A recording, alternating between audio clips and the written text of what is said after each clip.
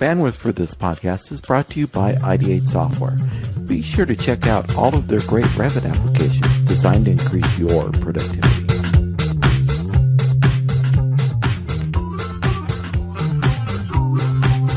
So we're talking with Carl Storms.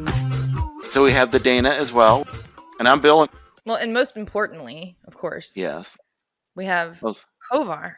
We do. Yay. Hello. Welcome. All the way from Norway. From Oslo. Norway. Wow. Oslo, Norway. Are you going international? We are. We are. We go everywhere. Well, we don't. We just stay where we are and video chat. What did we have last week? Sydney or Melbourne? Where's Adam out of? Adam's in Brisbane. Brisbane. See? Yeah. But he's not international. That's Australia. It's part of the English countries. Yes. That's part of it. So, Håvard, define yourself. Human being. I'm 43 years old. Yeah. Got into BIM 15 years ago and suffering ever since. Yes. Welcome. I'm an engineer, run a company, I have kids. Yeah. Usually happy, sometimes angry. Yeah, like all of us. But when we're happy and we know it, we clap our hands. What kind of engineer are you? Tell me more. I'm a structural engineer, so I went to university about 20 years ago to become a structural engineer. Did a bunch of concrete and rebar modeling and calculations in my previous life. So you know how to use a calculator? I did. I forgot about it now. You forgot about the calculator. Are you regular, like a TI guy, or are you an HP guy with RPN? TI 89. Really? Look at that. Yeah, I use the calculator button on my Windows PC nowadays. But back in the day, RPN all the way. Yeah, believe it or not. But anyway, I digress. Let's get back to structural engineering, Revit, BIM, and whatever else you do. Yeah, so I converted to architecture 10 years ago. Oh, you did? I did. I didn't take any education, or I didn't go to school or anything. I just, I guess I just decided to become an architect. So you got tired of being accurate. Yeah, exactly. I got tired. That's why I forgot to use my calculator. Close enough. Exactly. Use the arrow keys for nudging in Revit. Right. Are you a nudger? Rather than calculating. I'm a nudger. I even really nudge it in perspective views these days. Oh, that's a good way to nudge. Oh gosh, real precise there. What are we gonna do with you? I love the shift nudge. That's my shift favorite. nudge. Is that like a super nudge? That's a super nudge. Super nudge. Is there a control shift nudge that moves it tested. over 20 miles away so your model blows up? So tell me more. Tell me more about your BIM stuff and why you're famous. Well, you're going to be famous now. You're going to be BIM famous now. BIMfamous. That kind of scares me. It is scary. We only have like 16 people that listen to this, so. Sometimes 17. Sometimes when Dan Stein listens, yeah. It's the 4 of us plus 12 other guys. Right. Yeah, no, so I was an engineer. I tried to be an engineer for 10 years, and I really tried. I tried twice, and it just didn't work. Yeah. So some architect, as architects usually do, I had a lunch with an architect, and I guess I was really ready to be inspired, and a lot of architects are inspiring. So I had lunch with an architect, and it was not to get a job or anything, but I just remember coming home from that lunch, and I was thinking, oh my God, I want to work with these guys. So I went into architecture. Great. Are you a sole proprietor or are you at a firm? I'm at a firm, so I guess 3 years ago I even quit. I don't know if I quit architecture. I don't know if you ever quit architecture, but I quit an architecture firm and started my own company as a shareholder company. I had a sole proprietorship for a number of years. Did like training sessions and small consultancy gigs, and then 3 years ago it was got pretty serious with just being on my own. Wow. So tell us about that. I guess it was a gradual thing. So I was in the Bad Monkeys group for a number of years, and we were like collaborating on a few jobs while we were having like normal jobs, and then they just morphed into bigger and bigger and bigger jobs. Right. And I guess I came home from maybe it was Autodesk University 2017, I think, where I enjoyed a good week with my friend Adam Sheeter in the same group. And I think we just came home from AU at the same time and thought like, okay, now is the time to do this and to start your company. And I think he was like a month ahead of me.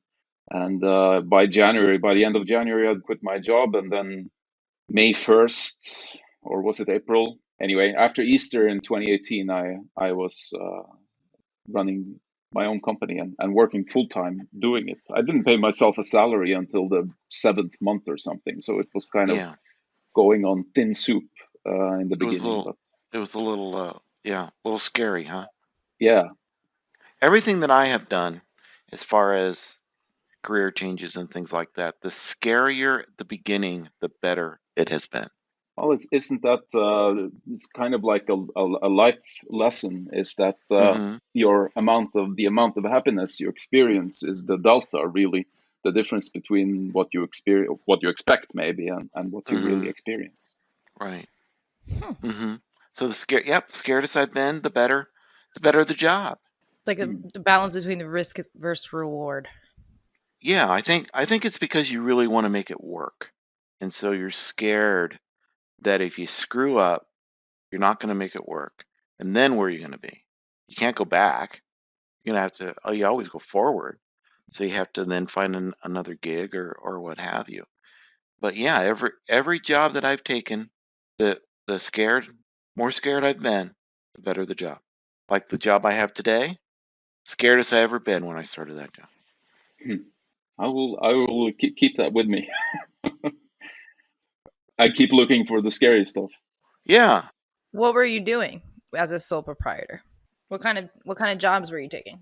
So when I still had like a day job or like a normal job in architectural firms, I did a lot of training sessions. So companies would hire me to do like Revit, Dynamo training. We did some consultancy work. Me and Dimitar Benkov, the creator of Spring Nodes in Dynamo, we did a couple of like just building Dynamo scripts for people, companies and projects in and around Europe and Oslo, Norway. And I guess that these jobs that kept coming at a higher frequency and a bigger scale. And then, as I said, after AU 17, it was like, okay, now we got to do this. It seems like a good time. And I was alone the first 12 months. First week, actually, it was a gigantic anticlimax because I didn't think I was going to have any trouble with finding an office location or something, but that was really difficult. So the whole first week, I just walked around in Oslo looking for office space. Second week, I spent at the hospital. And then it was a summer holiday. So that was a gigantic anticlimax, actually. But then things started picking up, and we had our first employee, and it's been growing steadily ever since. Wow. So what's the favorite thing you've done with your company? Ooh. I think what I like most is to get new people on board. So new employees or new clients? Yeah. Getting that email from like new employees. Okay. Getting that first email from someone that looks interesting and having a look at their CV and then starting an interview process and finding out what's going on, in in the background. And having those conversations and then getting them on board and trying to find projects. That's like the difficult part, or I guess that depends on what kind of company you're running, but keeping people happy and then at the same time having interesting projects that also make money, that's kind of like the big puzzle. That's pretty hard to balance out. But to see them like lift off and start having like their own projects and doing what they were meant to do in life, wow, that's pretty rewarding, I would say. And then of course occasionally I work on projects and I have a thing for parametric Revit families. Still, I do Revit families and I build facades together with architectural firms. That really gives me like I love that. Yeah. I build all my facades as point-based generic models, by the way. Sorry. Really? Yeah. I don't know if that's good, bad, or indifferent. If it works, it works. Probably all of them at the same time. Yeah. And then you place them using Dynamo or some other automation. Yeah. Are you using a lot of Rhino Inside, or have you played with Rhino Inside at all?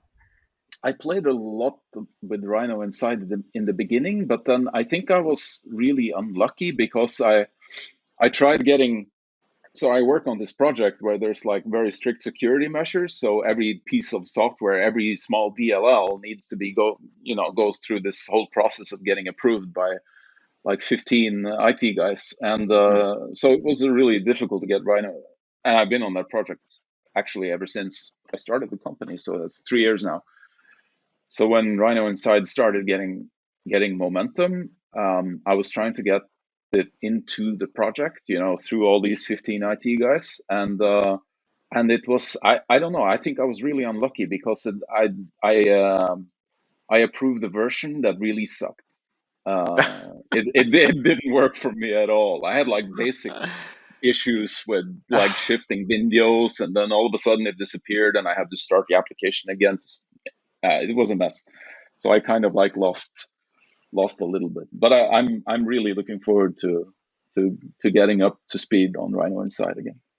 So what are some common Dynamo scripts you get tasked to write, or at least in the beginning? What were some things that you guys were doing for companies that seemed like a common kind of thing that they were asking for? Yeah, it's different things actually. We don't get asked like the same thing over and over again, but there's one thing that a lot of people are asking us to do, but I can touch on that later. In the beginning, yeah, it was like building parametric models with Dynamo. Again, doing training. I've always done training ever since I started with Revit, so we still do that. But yeah, building parametric models with Dynamo, extracting data, a lot of get set parameter in Dynamo, and helping people. We would receive a lot of Dynamo scripts, like from people asking us, can you have a look at this? And then we'd optimize it, delete half the nodes and send back a better version. But now a lot of architects and engineers are using Dynamo now, and a lot of the offices that I'm working in, people are using Rhino Inside, they are using Grasshopper and Dynamo, so they still need like help getting up to a certain level, being able to be productive with the tool. But I guess we're more now in the business of scaling workflows. Like, so someone builds I talked with Carl about this before. Someone builds Dynamo script, and then we help them optimize it. And if it's like becomes the top 10 popular Dynamo script at the company, would change it to a Python script or an add-in or something. How are you managing all that? I mean, how do you not only track that data, but also share these files around a company? Or how are you encouraging companies to set this up, I guess?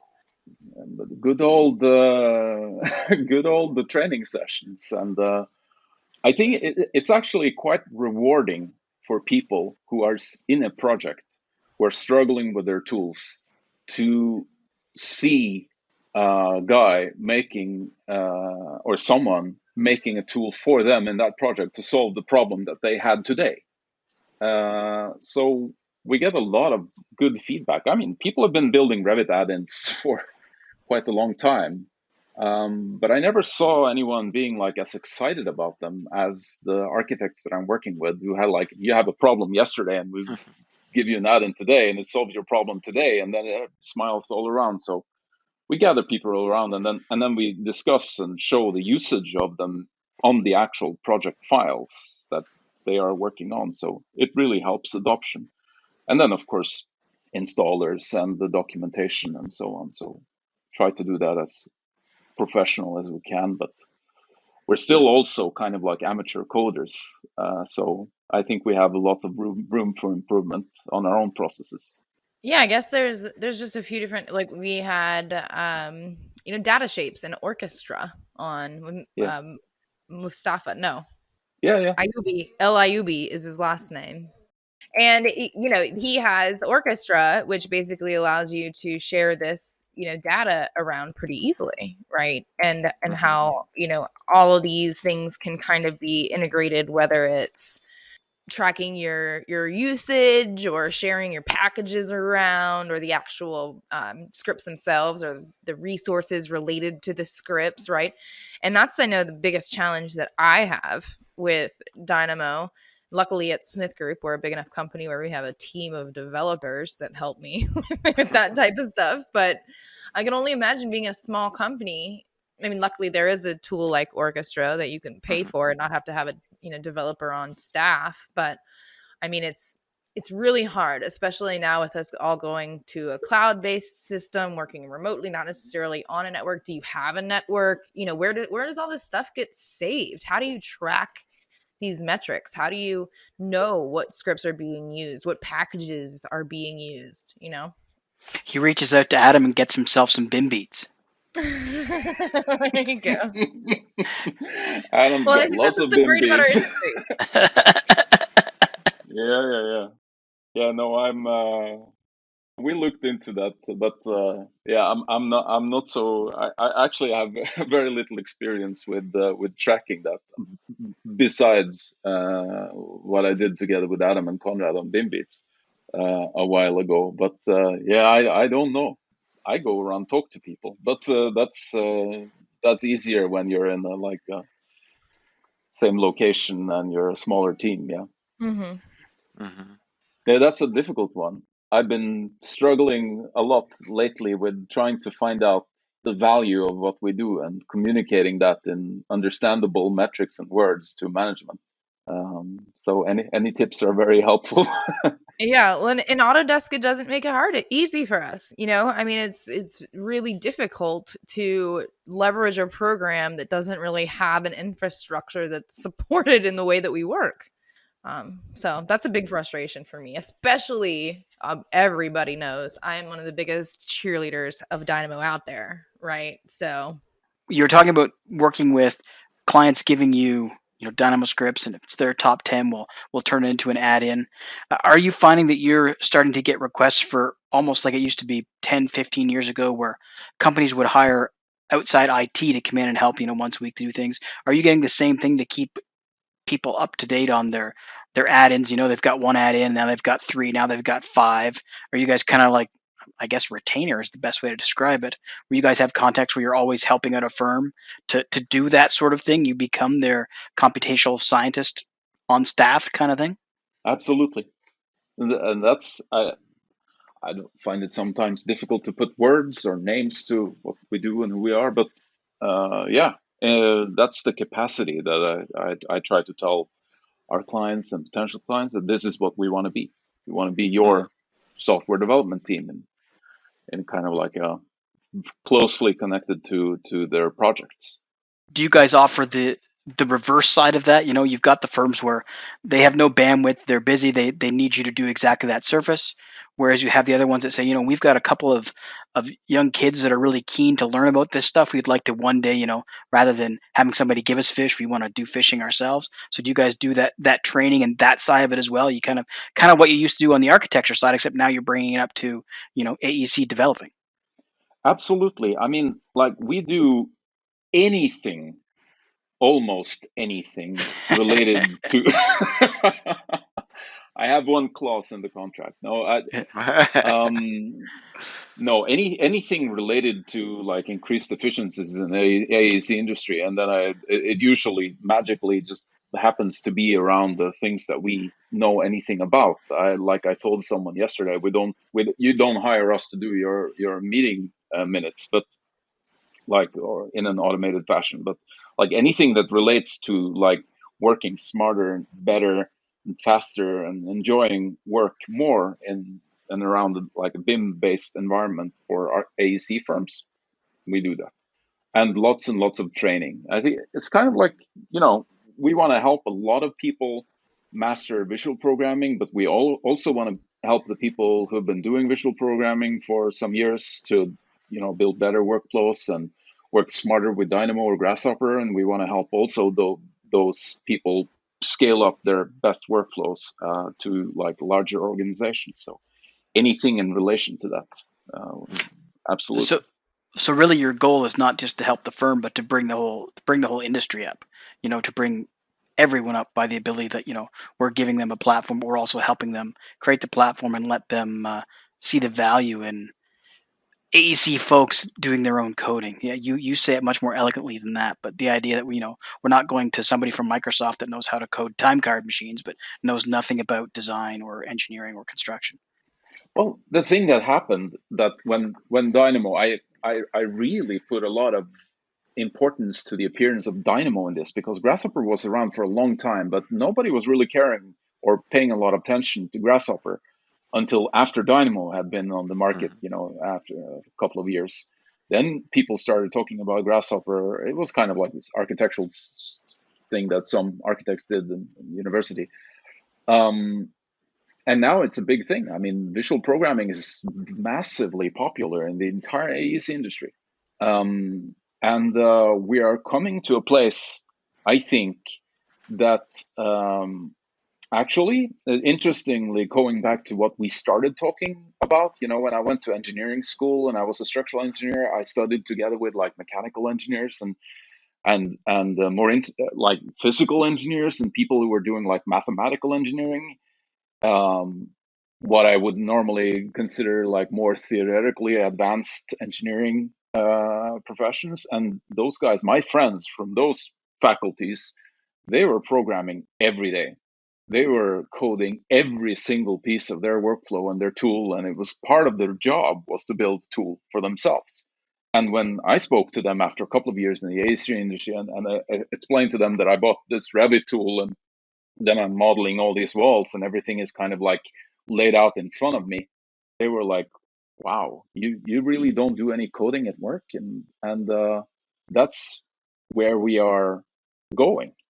And I think that's a really important change, because imagine, I mean, if you use Dynamo for some years, from your own experience how much more powerful you become as a designer or a Revit user or whatever, if you're a BIM manager or architect or engineer, and you can master this wider range of tools and build your own tools, basically how much more efficient and how more capable you are of working.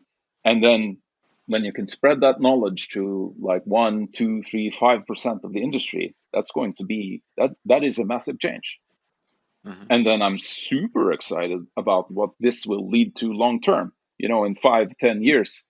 I mean, just 5 years ago, how many AEC startups were there? There were like Case and a couple of others, mm-hmm. And now I lost track. When people hire you to do the Dynamo scripting or programming or whatever they do, what should they be aware of to how to tell you what they want? Oh, good question. That was a good question.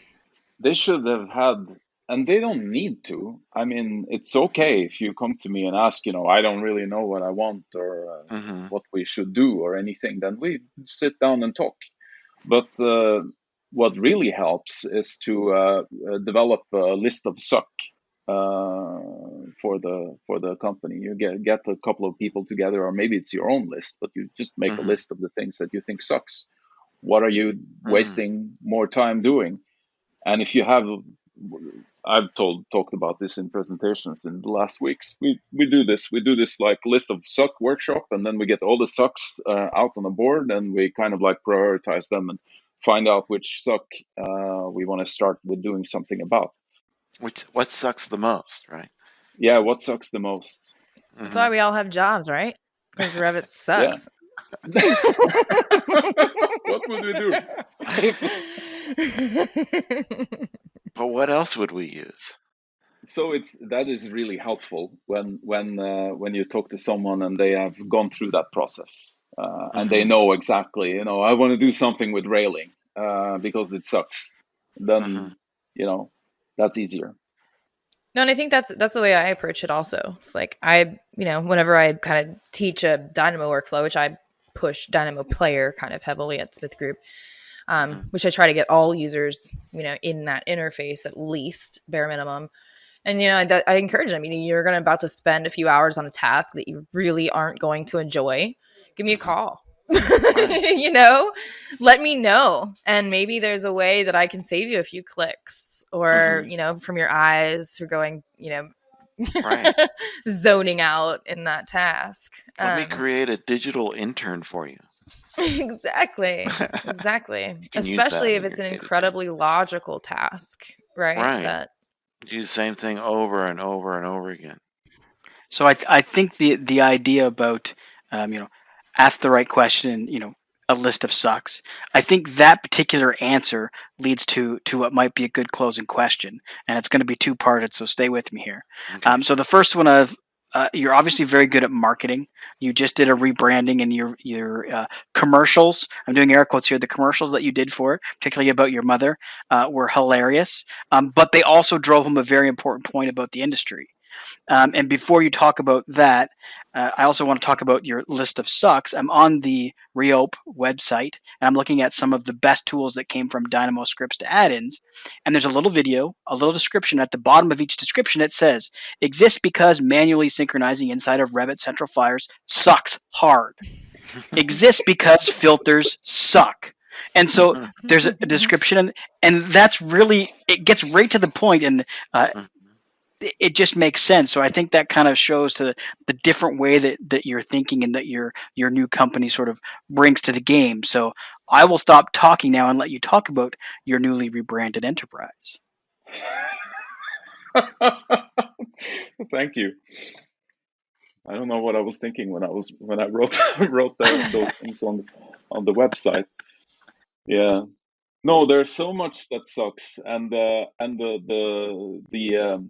and it's really wonderful to be given these tools that when you can actually start doing something about it. Because I spent a lot of my life, I spent 10 years of my life flying over to Boston, to Waltham, and to Las Vegas to try to talk to Autodesk to get them to do something with the tools, because they were driving me nuts. And now we actually have the ability and we have the platforms to do something about it ourselves.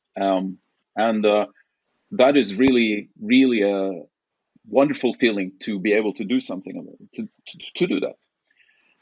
So some of the tools that's in our toolbox, this is like stuff that we've developed for clients in projects that they love, and we want to share that love with other people. And they're all mostly came from a prototype in Dynamo and ended up being like the super valuable cornerstone of our clients' projects workflows. And they all come from that idea or the list of sucks. And what sucks for different people is different things. So we really don't want to force anything down anyone's throat in any way, but like they're there. We can do something about these things. And some of the best tools that we have in our toolbox are like, I don't know, I would get too excited, but are like massive time changers, savers. So yeah.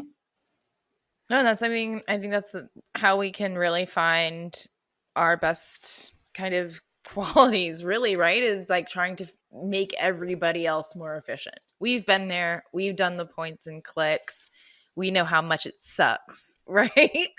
So, how can we make everybody a little bit more efficient and hate Revit a little less? Yeah. That's been my philosophy, or one thing that I've been trying to do now for ever since I started with Revit. I always felt like there was a bigger potential in an organization's efficiency if I spent some of my time helping everyone else getting a little bit better than just me getting a little bit better. That total effect is bigger.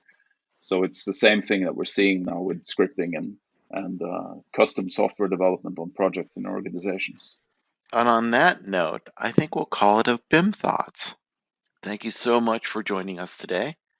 We had a great time. We learned a lot about trying not to suck. We learned who to call when it does suck and we need it to not suck anymore. And yeah, so we had a great time. Thank you so much. Thank you, Håvard. Thanks a lot. Thank you for inviting me. It was very fun.